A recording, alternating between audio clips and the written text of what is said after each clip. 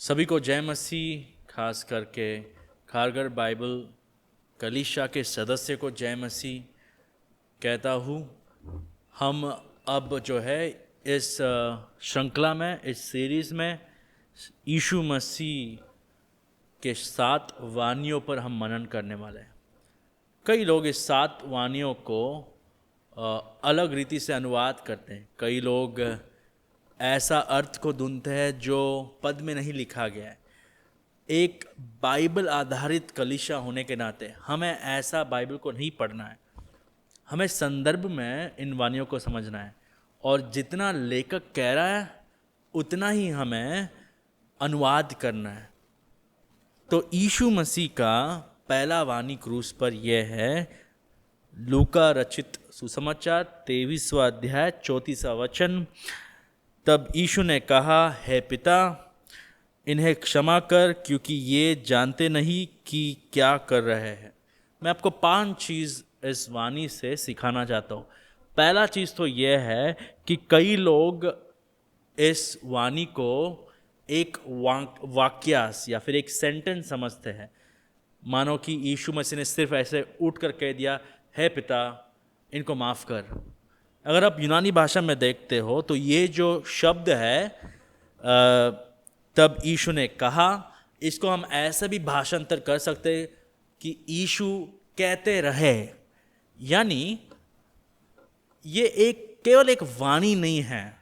हो सकता है कि यीशु मसीह ये बार बार दोहराते रहे क्रूस पर।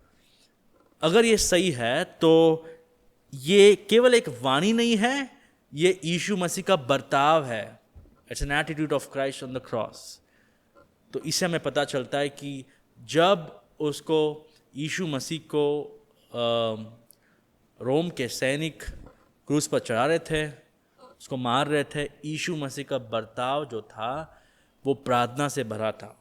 वो हर वक्त प्रार्थना कर रहा था। तो वो लगातार प्रार्थना में लगा हुआ था, पिता से ये पूछ रहा था कि इन्हें क्षमा कर। दूसरा चीज़, ये एक महायाजक के प्रार्थना के समान भी हम देख सकते हैं, क्योंकि जैसे इस संदर्भ में जैसे वो लोग क्रूस को ऊपर उठा रहे थे, तो हो सकता है उसी वक्त यीशु मसीह के हाथ पे भी खिल्ला ठोक रहे थे ये लोग। जैसे जेसी रायल कहते हैं, जैसे यीशु मसीह का लहू बहने लगा वैसे ही महायाजक भी प्रार्थना किया।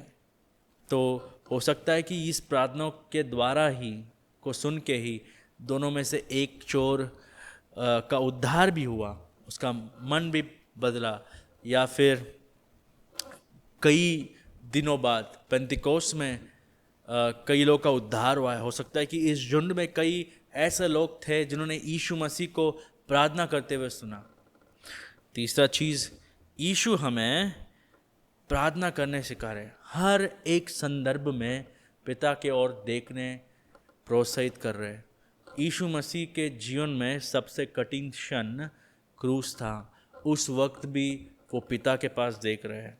हमारे जीवन में कठिन क्षणों में हम किसके पास जाते हैं? यीशु हमें सिखा रहे हैं कि पिता के पास जाना है, हमें पिता को सौंप देना है, हमें पिता से विनती करना है।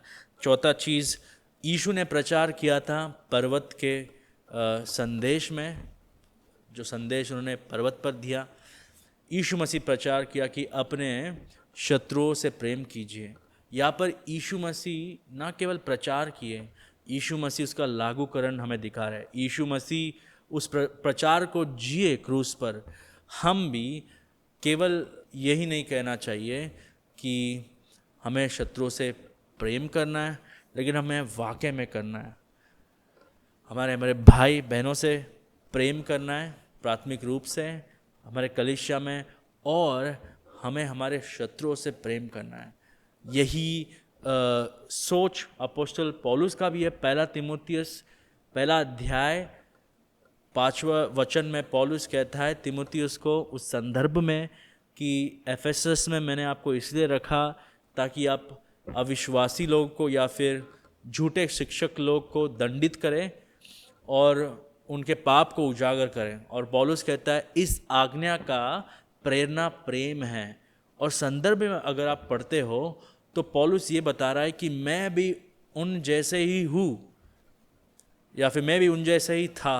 अगर प्रभु का अनुग्रह मुझ पर नहीं आता तो मैं भी उन जैसे ही होता, क्योंकि मैं भी कलीसिया पर बाधा लाया, लेकिन यीशु मसीह के अनुग्रह से मेरा उद्धार हो गया है। तो पौलुस वहाँ पर प्रभु का प्रेम दिखा रहा है, उनको डांट रहा है, गलत शिक्षकों को दंडित कर रहा है, लेकिन ये आशा रखता है कि उनका उद्धार भी हो जाए। ख्रिस्ती होने के नाते हमें हमारे शत्रुओं से प्रेम करना चाहिए।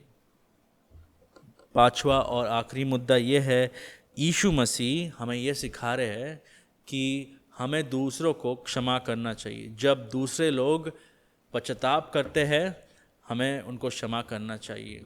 अब यहाँ पर एक प्रश्न है कि क्या हमें हर पाप को क्षमा करना चाहिए? क्या हमें कोई शर्त के बिना क्षमा करना चाहिए? देखिए, यहाँ पर यीशु मसीह में और हम में अंतर एक है। यीशु मसीह पिता को पूछ रहे हैं, तो पिता जो है वो लोगों को माफ़ करते कब करते? जब वो लोग यीशु मसीह पर विश्वास करते। वैसे ही हम भी लोगों को माफ़ करना चाहिए जब लोग पश्चाताप करते हैं। तो जब लोग पश्चाताप करते हैं हमें उनको क्षमा करना चाहिए, और हम इसलिए क्षमा करते हैं क्योंकि यीशु मसीह ने हमको क्षमा किया। ये 5 चीज़ हम यीशु मसीह के पहले वाणी से सीख सकते हैं। धन्यवाद।